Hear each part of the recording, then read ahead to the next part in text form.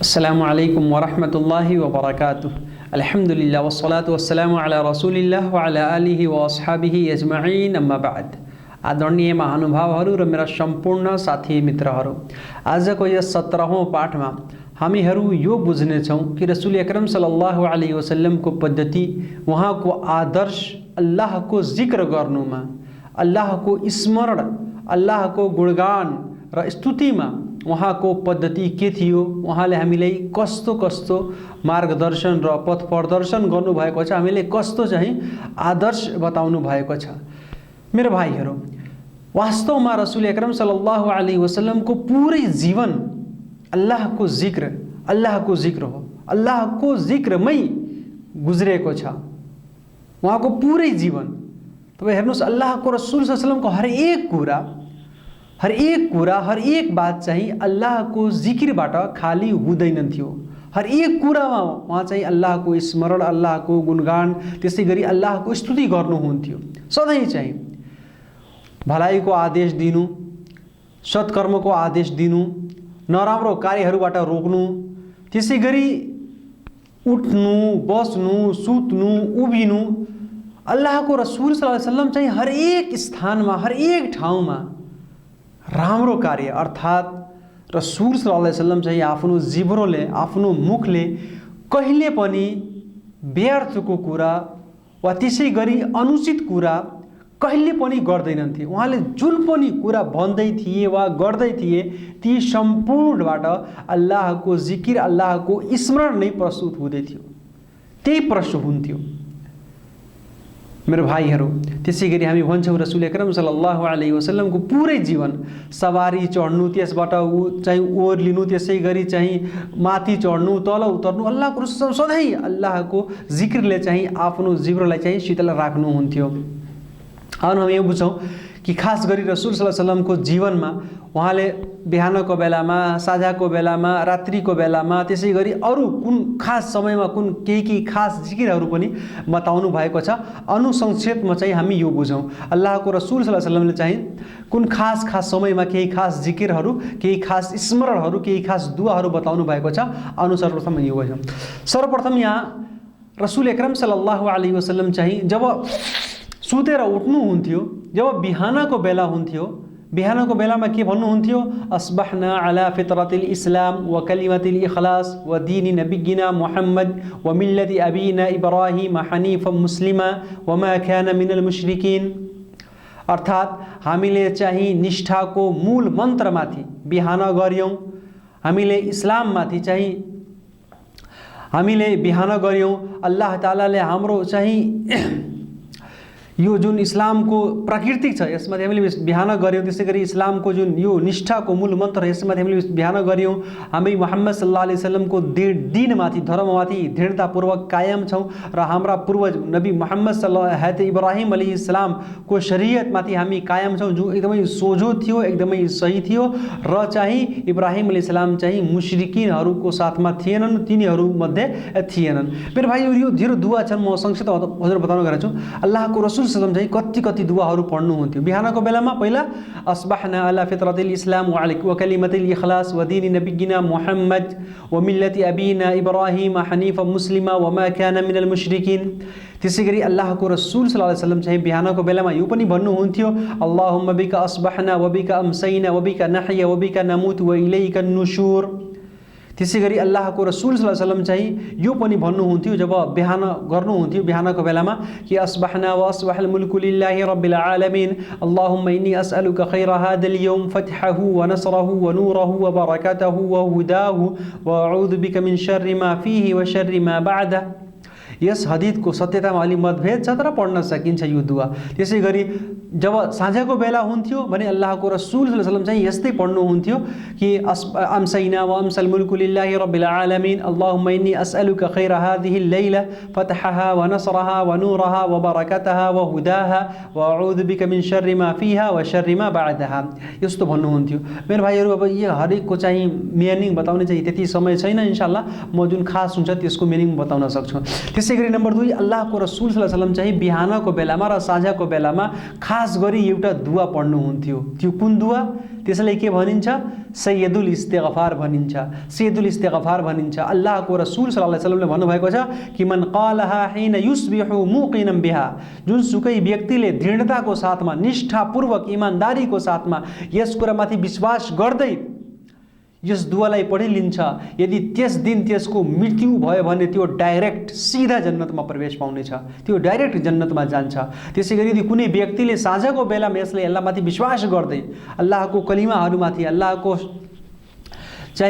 अल्लाहको जुन शक्ति छ त्यसमाथि, त्यसैगरी यस दुआमा जुन अर्थहरू छन् ती सम्पूर्णमाथि यदि विश्वास गर्दै, अल्लाहको दिन परलोकको जीवनप्रति विश्वास गर्दै त्यसैले यो दुआ पढ्यो भने, यदि त्यो रात्रिमा त्यसको मृत्यु भयो भने त्यो सिधा जन्नतमा प्रवेश पाउनेछ।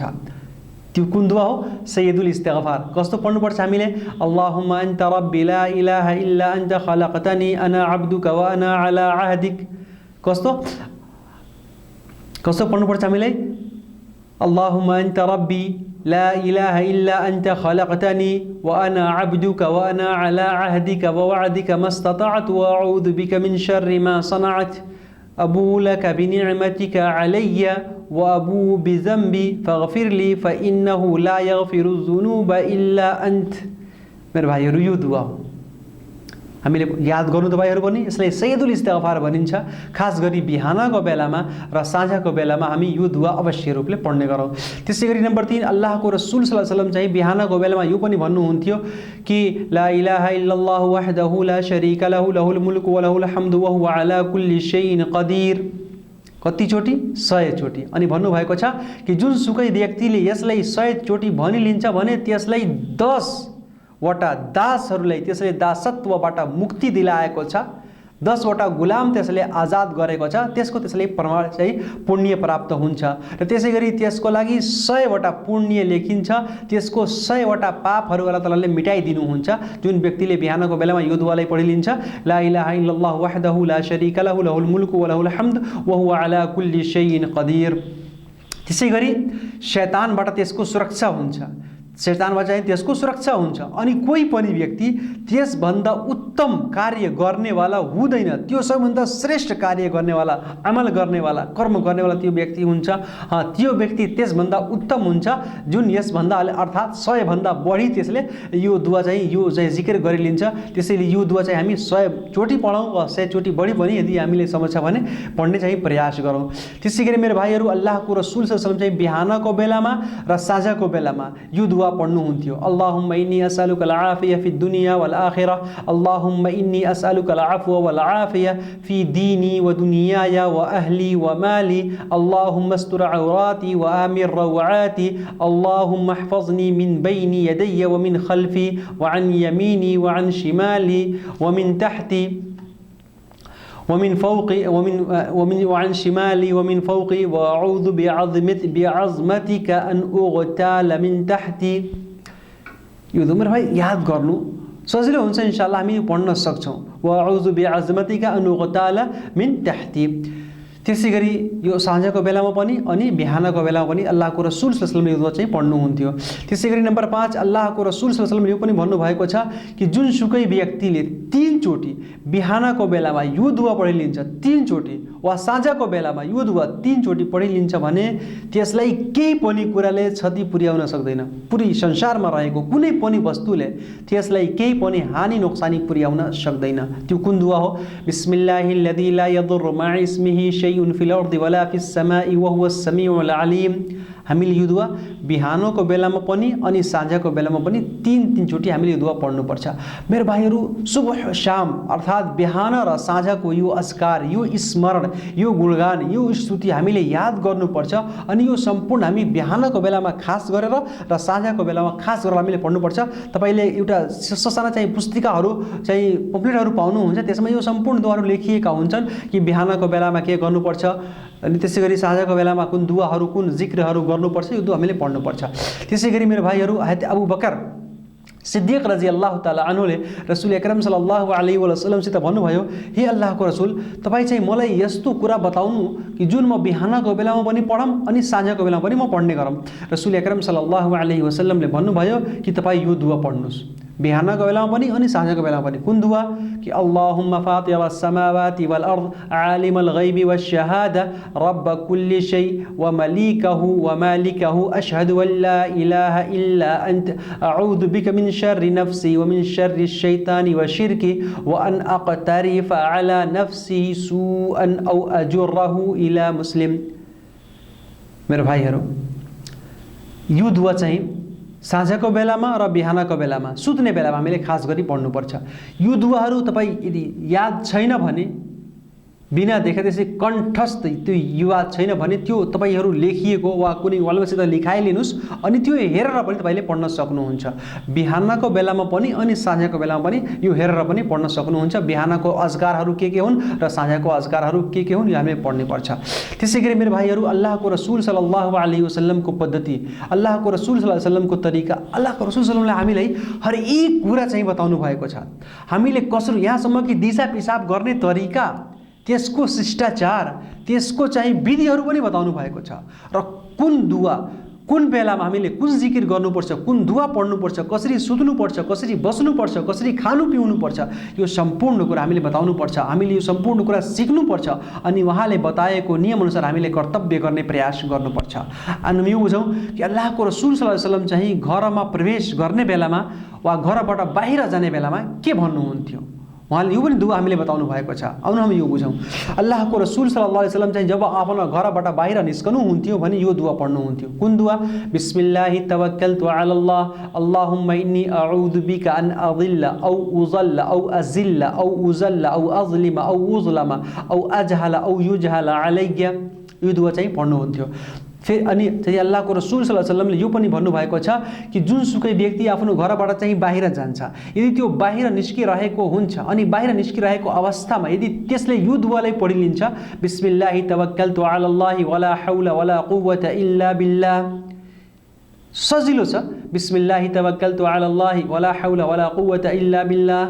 अर्थात् अल्लाहको नामले म सुरु गरेर आएको छु, अल्लाहमाथि मलाई विश्वास छ, म भरोसा गरेर आएको छु, म चाहिँ उहाँमाथि इमान राखिरहेको छु अनि अल्लाह बाहेक अरू कोही पनि शक्ति र चाहिँ ताकत छैन हरेक चाहिँ बुराइबाट बचाउनुको लागि। अनि त्यसै गरी चाहिँ सत्य कार्य गर्नुको लागि चाहिँ अल्लाह अतिरिक्त चाहिँ अरू कोही पनि, अल्लाहको अतिरिक्त अरू कोही पनि चाहिँ यसको तौफिक दिनेवाला चाहिँ छैन भने त्यससित यो भनिन्छ हुदीत व कुफीत व उकीत। अर्थात् तपाईँले चाहिँ मार्गदर्शन प्राप्त भयो, तपाईँ चाहिँ मार्गदर्शित हुनुभयो, तपाईँले सत्य मार्गको मार्गदर्शन भयो अनि तपाईँबाट यो काफी भयो कि अल्लाह तालाले तपाईँलाई हरेक कुराबाट चाहिँ पर्याप्त गरिदिन्छ, धन्य गरिदिन्छ। र त्यसै गरी चाहिँ वो उकीत अनि तपाईँको सुरक्षा पनि भयो, व तनहा अन्हु शैतान अनि शैतान चाहिँ त्यसको नजिक जान सक्दैन, त्यसको सुरक्षा हुन्छ। जुन व्यक्ति आफ्नो घरबाट निस्केर यो दुआ चाहिँ पढिलिन्छ, बिस्मिल्लाहि तवक्कलतु अलल्लाहि वला हौला वला कुव्वता इल्ला बिल्लाह। त्यसै गरी मेरो भाइहरू, अल्लाहको रसुल सल्लल्लाहु अलैहि वसल्लमले यो पनि भन्नुभएको छ कि जब अल्लाहको रसुल सल्लल्लाहु अलैहि वसल्लम चाहिँ फजरको नमाजको लागि आफ्नो घरबाट निस्कनु हुन्थ्यो, फजरको नमाजको लागि उनी दुआ पढ्नुहुन्थ्यो, अल्लाहुम्मा जअल फी क़ल्बी नूरा वजअल फी लिसानी नूरा वजअल फी समई नूरा वजअल फी बसरी नूरा वजअल मिन खल्फी नूरा व मिन अमामी नूरा वजअल मिन फौक़ी नूरा वजअल मिन तहती नूरा अल्लाहुम्मा अअज़िम ली नूरा। अल्लाहबाट प्रकाश माग्नुपर्छ, सत्य मार्गतिर हिँड्नुको प्रकाश, उज्जवलता माग्नुपर्छ। हामीले यो दुआ चाहिँ पढ्नुपर्छ। त्यसै गरी अल्लाहको रसुल सल्लल्लाहु अलैहि वसल्लमले यो पनि भन्नुभएको छ कि जब कुनै व्यक्ति आफ्नो घरभित्र आउँछ, घरमा प्रवेश गर्छ अनि यो दुआ पढिलिन्छ, अल्लाहुम्मा इन्नी अस्अलुका खैरल मौलजी व खैरल मखरजी बिस्मिल्लाहि वलजना व अलल्लाहि रब्बिना तवक्कलना। अनि यो दुआ पढोस् अनि फेरि आफ्नो घरमा रहेका व्यक्तिहरूमाथि चाहिँ त्यो सलाम गरोस्। माने घरमा प्रवेश गर्दा चाहिँ हामीले यो दुआ पढ्नुपर्छ, अल्लाहुम्मा इन्नी अस्अलुका खैरल मौलजी व खैरल मखरजी बिस्मिल्लाहि वलजना व अलल्लाहि रब्बिना तवक्कलना। यो दुआ अलि चाहिँ शब्दको चाहिँ वर्डहरूको अलि यताउता पनि भिन्नता पनि हुनसक्छ, तर यो दुआ हामीले पढ्नुपर्छ घरमा प्रवेश गर्दाखेरि अनि घरबाट निस्कँदाखेरि। मैले त्यो दुआ मैले बताइदिएँ।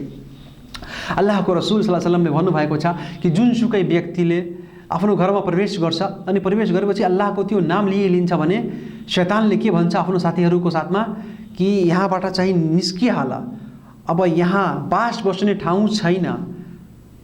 तर यदि त्यो बिर्स्यो अल्लाहको नाम लिएन, बिस्मिल्लाह भनेन, त्यसै घरमा प्रवेश भयो भने शैतान भन्छ कि आउनु आउनु, यहाँ हामीले बास बस्नुको लागि चाहिँ ठाउँ प्राप्त भयो, यहाँ बस्नुहोस्, यहाँ बास बस्नुहोस्, यहाँ रात्रि बिताउनुको लागि समय चाहिँ ठाउँ चाहिँ मिलिसक्यो, यहाँ त्यसै घरमा त्यो रात बिताउँछ।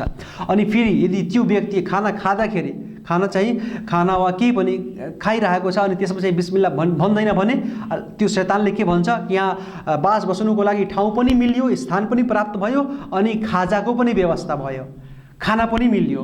त्यसैले हामीले ढोका खोल्दाखेरि, घरमा प्रवेश गर्दाखेरि हामीले यो दुआ पढ्नुपर्छ र त्यसै गरी अल्लाहको नाम लिनुपर्छ। अनि खाना यदि हामी खाइरहेका छौँ त्यसभन्दा पहिले पनि अल्लाहको नाम लिनुपर्छ। यदि यसो गर्दैनौँ भने शैतान हाम्रो घरमा पनि बास बस्छ, हाम्रो खानामा पनि त्यो सहभागी हुन्छ र त्यहाँ बरकत हुँदैन, उन्नति र प्रगति हुँदैन। त्यसैले मेरो भाइहरू, जुन जिकिरहरू छन् हामीले खास गरी अल्लाहको जिकिर गर्नुपर्छ। जुन दुवाहरू प्रमाणित छन् सही हदिसले, ती दुवाहरूको पनि हामीले चाहिँ पालना गर्नुपर्छ, सधैँ पढ्ने प्रयास गर्नुपर्छ। यसबाट हामीलाई खास दुईवटा धेरै फाइदा छन्, तर दुई फाइदा हामीले प्राप्त हुन्छ। पहिलो फाइदा के हो, हामी अल्लाहको स्मरण गर्छौँ, अल्लाहको गुणगान, अल्लाहको स्तुति, अल्लाहको चाहिँ महिमा र गरिमाको बखान गर्छौँ, अल्लाहको जिकिर गर्छौँ भने हामीले पुण्य प्राप्त हुन्छ, हामीले चाहिँ सवाब मिल्छ, हामीले अजर मिल्छ। र त्यसै गरी दोस्रो फाइदा, शैतानबाट, कपटी शैतानबाट, राक्षसहरूबाट हाम्रो सुरक्षा हुन्छ। शैतानहरूबाट, तिनीहरूको दुष्टताबाट हामीहरूको के हुन्छ, सुरक्षा हुन्छ। अल्लाह तालाले हामी हरेकजनालाई हरेक राम्रो कर्म गर्ने तौफिक देऊन्। इन्शाअल्लाह केही कुरा बाँकी छ, इन्शाअल्लाह भोलिको बाटोमा त्यो हामी गर्नेछौँ। अल्लाह तालाले हामी हरेकजनालाई रसूल अकरम सल्लल्लाहु अलैहि वसल्लमले बताएको मार्गमा हिँड्ने तौफिक प्रदान गरून्। आमीन। वस्सलामु अलैकुम वरहमतुल्लाहि वबरकातुहू।